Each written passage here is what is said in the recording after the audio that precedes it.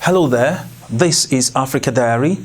This is where we keep you updated on the happenings in the African continent. And if you are the type that want to catch up with the latest happenings again in Africa, you're welcome. This is the right place for you. This is Africa Diary, and as always, we'll move from the home front, from Somaliland to Somalia, and we'll move around the East African country, and from there we'll go to the west, to the north, to the south, and beyond. Welcome once again. My name is Ajara Tijani. Don't forget, when we come back from our last destination, we're going to serve you African delicacies. I'm talking about African proverbs. So you don't want to miss any part of this. Welcome once again.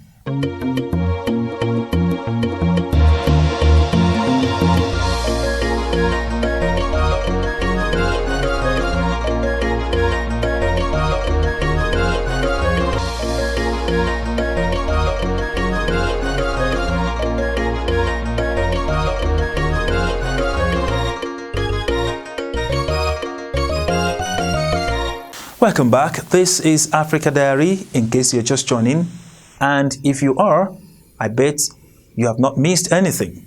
Right about now, we are in Somaliland. The President of the Republic of Somaliland, CBAtv, met with the 17 members of Hargeisa Regional Council and charged them to work together for the overall development of the country. The President, accompanied by the Vice President, welcomed the members of the district of Hargeisa, who emerged mayor and vice mayor. He congratulated the new leaders of the regional state, especially the mayor and his deputy. I congratulate all the nation leaders of the region who came out of the city. Since they are close to me, I congratulate them, the mayor and the deputy. The president of Somaliland, Mr. CBAtv, advised the new leaders of the capital to unite and shun anything capable of causing disharmony among them. CBAtv also congratulated the members of the district council for their cooperation and charged them to work hard as a team to be able to meet up with the expectations of the people who elected them to office. The meeting had in attendance Vice President, Interior Minister, Deputy Chairman of Maruje Region, Secretary of the Region, and Secretary of the Local Government of Hargeisa. The new Mayor, Abdelkarim Ahmed Moge, and his Deputy, Khadar Noor Ahmed, who are from the opposition parties, Wadani and Uid, sworn in today to take mantle of leadership in the capital city of Hargeisa.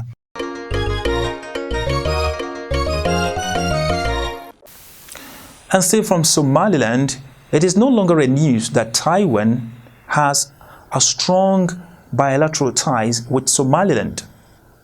Now, this week, Somaliland and Taiwan signed health cooperation agreements to provide training for local medical staffers and, of course, to help them improve the territory's healthcare capacity.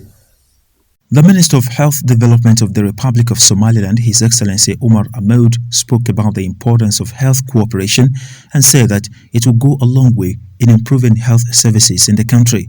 Taiwan will dispatch a medical mission to Somaliland, the Ministry of Foreign Affairs, MOFA, said Wednesday in a statement without providing a timeline for the mission. The plan is part of a medical cooperation agreement Taiwan and Somaliland inked Wednesday, according to the statement, which was issued after the signing ceremony. The mission will be stationed at a hospital in Somaliland's capital, Hargeisa, to provide training for local medical staffers and help improve the territory's healthcare capacity. The statement reads, "Medical cooperation has been a key area of bilateral cooperation," Taiwan's Foreign Minister Joseph Wu said at the signing event in Taipei. He noted that Taiwan launched a program to address the high fatality rate among pregnant women and newborn infants in Somaliland after the two signed a pact in 2020 to advance bilateral relations.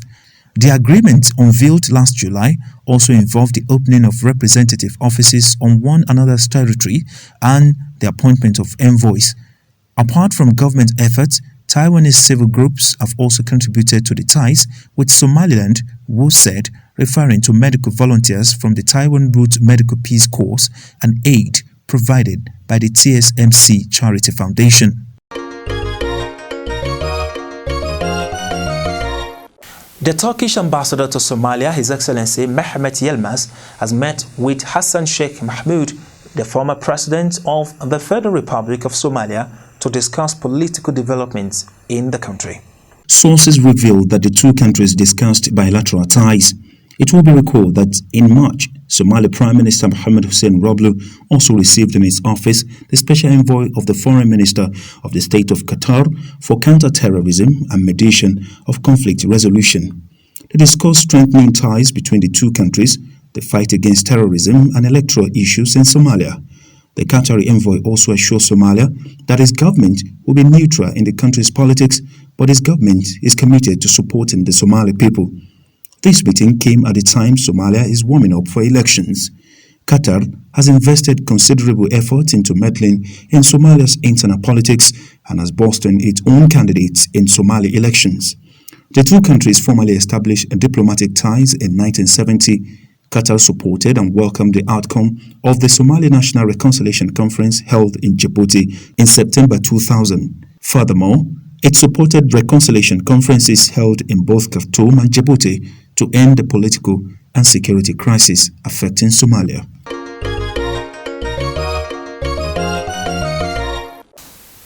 In the last 2 months now, Kenya and Somalia have been in a very tensed feud. But recently, the bilateral relationship has been very positive. The two sides are opening borders, allowing flights to come in, and, of course, working on people-to-people relationship. In a note through the Ministry of Foreign Affairs on Monday, Kenya said it welcomed the invitation from Somalia to restore diplomatic relations between the two nations. Kenya has indicated its intention of resuming diplomatic relations with Somalia as it accepted the invitation to reopen its embassy in Mogadishu. Government of the Republic of Kenya will proceed to reopen its embassy in Mogadishu as soon as possible, Kenya said.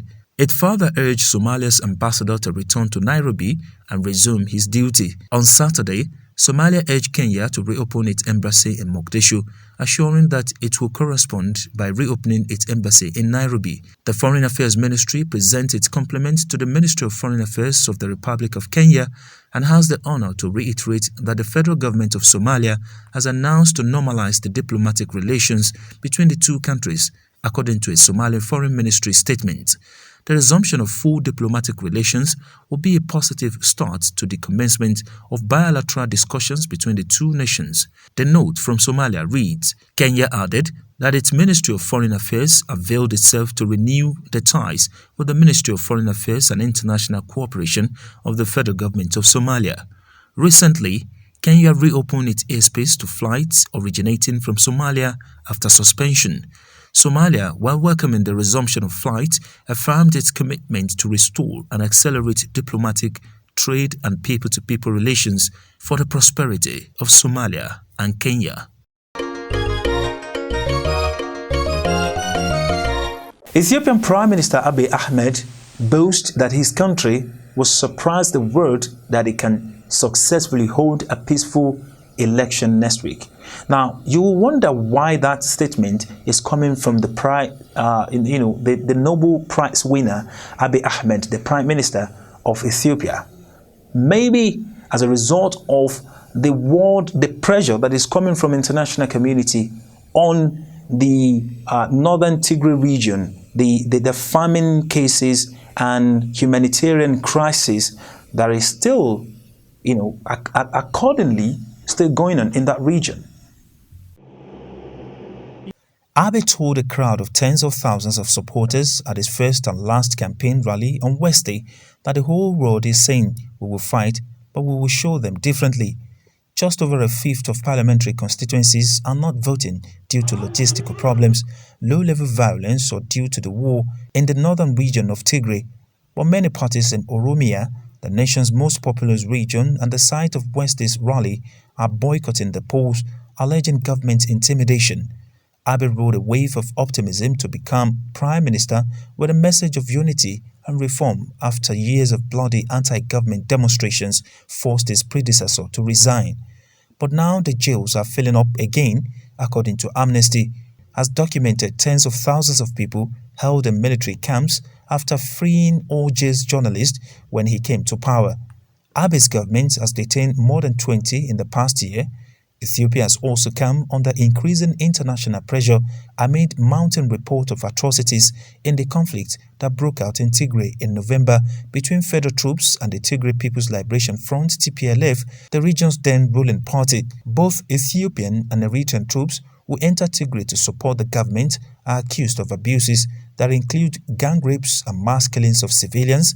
Eritrea spent months denying its troops were in Tigray, but since acknowledging their presence, has repeatedly denied any accusations of atrocities.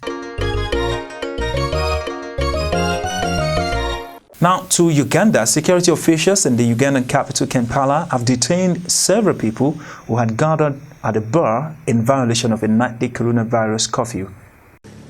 Security officials in the Ugandan capital Kampala have detained several people who had gathered at a bar in violation of a nightly coronavirus curfew. The spokesperson of the Kampalan Metropolitan Police said the suspects were found drinking at about 10 p.m., 3 hours after the beginning of the curfew. Over 21 members were arrested, but the painful incident is that we had a female juvenile who was victimized,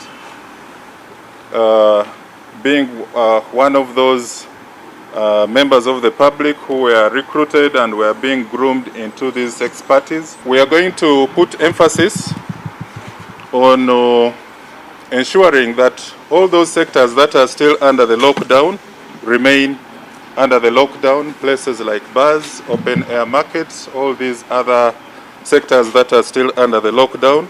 The barriers, the checkpoints that we had in the outskirts of Kampala and along these major highways, we are going to man them afresh. The ongoing crackdown comes as Uganda battles a new uptick in coronavirus cases.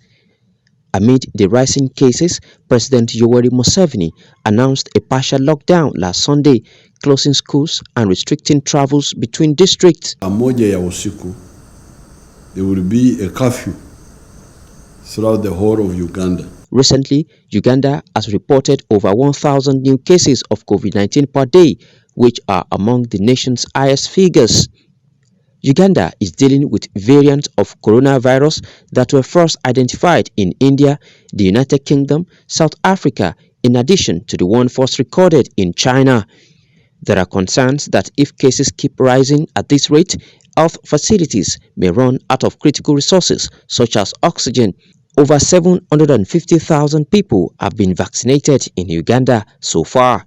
The country had received 964,000 doses of the Oxford AstraZeneca vaccine in March, which are fast running out. Arab states have urged the United Nations Security Council to urgently discuss the dispute over Ethiopia's plan to fill a giant dam it is building on the Blue Nile. Arab League Secretary General Ahmed Abul Gheit said this on Tuesday after a foreign ministers' meeting. Ethiopia is pinning its hopes of economic development and power generation on the dam. Egypt relies on the river for as such as 90% of its fresh water and sees the dam as an existential threat. Sudan is concerned about the operation of its own Nile dams and water stations. The ministers meeting in Qatar agreed on steps to be taken gradually to support Egypt and Sudan in the dispute, Qatari Foreign Minister Mohammed bin Abdulrahman Al-Thani told a news conference without giving details. The Arab states called on Ethiopia to negotiate in good faith and refrain from any unilateral steps that would harm Egypt and Sudan. Such steps included completing the second phase of filling the dam's reservoir in the rainy season this year without an agreement on filling and operating the dam, the Arab League said in a statement. Ethiopia rejected the Arab League resolution in its entirety, its foreign ministry said in a statement. The country previously rejected calls from Egypt and Sudan to involve mediators outside the African Union. Sudan and Egypt had already agreed this month to work together on all levels to push Ethiopia to renegotiate seriously on an agreement after African Union-sponsored talks remained deadlocked. The two countries, which are downstream from the Grand Ethiopian Renaissance Dam, call on the international community to intervene. Abul Gates described the water security of Egypt and Sudan as an integral part of Arab national security. Sudan said on Monday it was open to a partial interim agreement on the multi-billion-dollar dam with specific conditions. Tuesday's meeting was the first such gatherings of Arab states that Qatar has hosted since Saudi Arabia and its allies imposed a boycott on Doha in mid-2017 over accusations that Qatar supported terrorism, a charge it denies. Saudi Arabia, the UAE, Bahrain and Egypt agreed in January to restore diplomatic, trade and travel ties with Doha.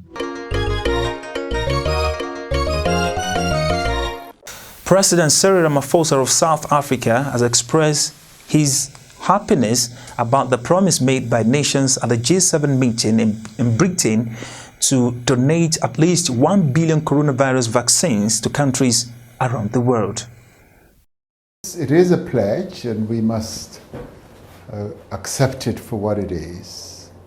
Clearly, we need more. President Cyril Ramaphosa of South Africa has expressed his happiness about the promise made by nations at the G7 meeting in Britain to donate at least 1 billion coronavirus vaccines to countries around the world. Leaders of the major industrial nations committed 1 billion COVID-19 vaccine doses to boost the fight against the pandemic in poor countries after their much-awaited summit. The vaccine commitment came after the continuous call by the World Health Organization on wealthy countries to donate more vaccines before inoculating their younger and less vulnerable population. We brought a message here that we would like to have access to the vaccines as well, so that the people of Africa, of whom only 2% have now been vaccinated as opposed to much higher percentages in the north, should also be vaccinated. That having been done, we also raise the issue of giving capacity and capability to countries in the developing economies so that they too should be able to produce their own vaccines. Although the South African leader questioned why only one African nation was invited to attend the summit, he, however, commended the vaccine donation by the G7 nations. Cyril Ramaphosa said further that the donated vaccine will be beneficial to many countries on the continent of Africa and beyond. The South African president also urged G7 members to support the TRIPS waiver patent for COVID-19 vaccines and engage in negotiations that could help boost vaccine production. It's a good start to have up to 1 billion vaccines being pledged. And we've been telling them about the enormity of the challenge. And I think it's dawning on the G7 countries and a number of other institutions that in the end, they are not safe until we are all safe.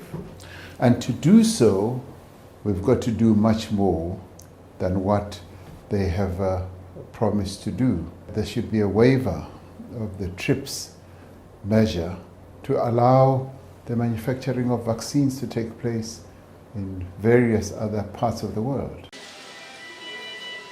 Africa has now registered 5 million COVID-19 cases, with the Southern African region the worst affected.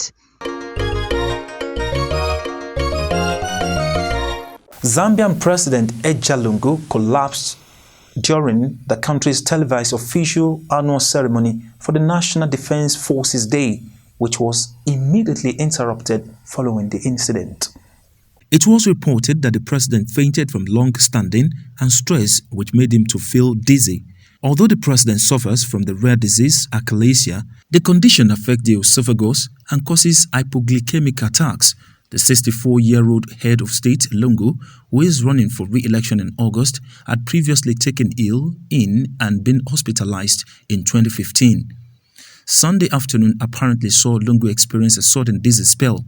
Nevertheless, Zambia's leader has since recovered and continues to perform his duties as per the official statement issued by the presidency.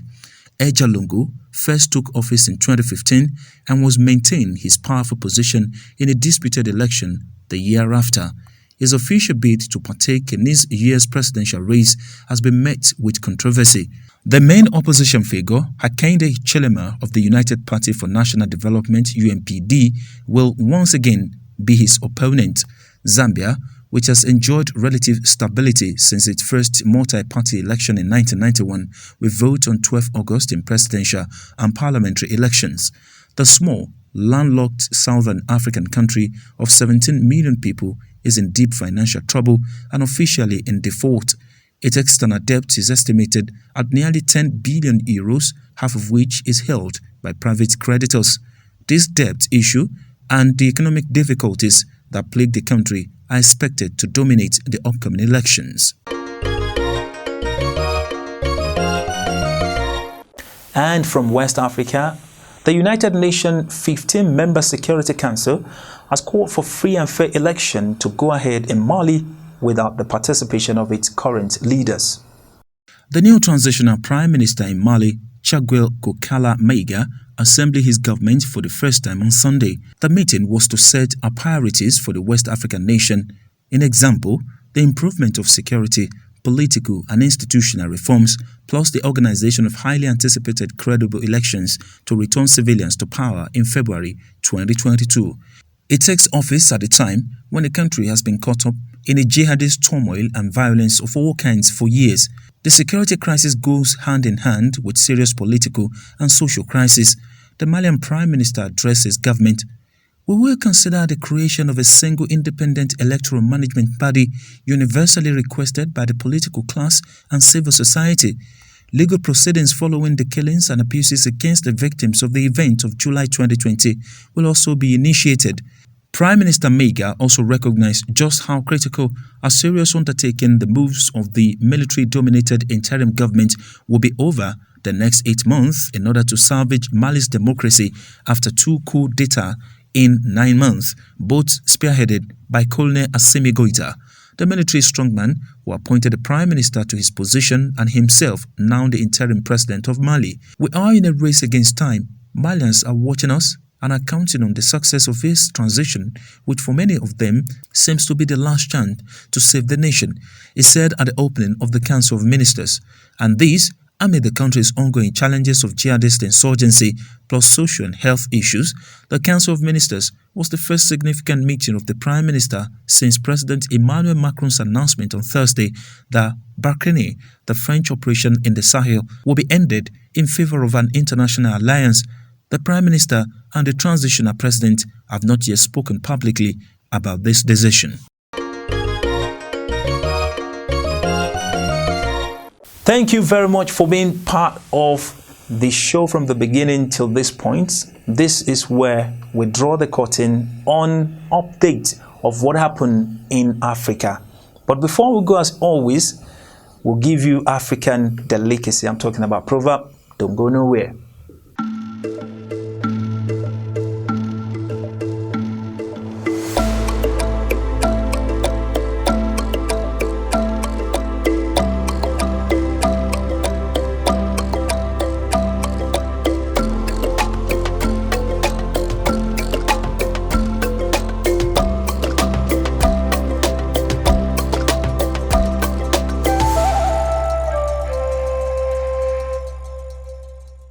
All right, welcome back. We hope you have picked one or two things.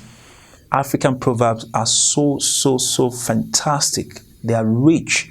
And if you have any that you want to share with us, jolly you well to drop your comments down. And don't forget to also subscribe and follow us. This is Africa Diary, reaching you from CBAtv. My name remains Ajara Tijani. Until next time, we'll come your way. Remain blessed.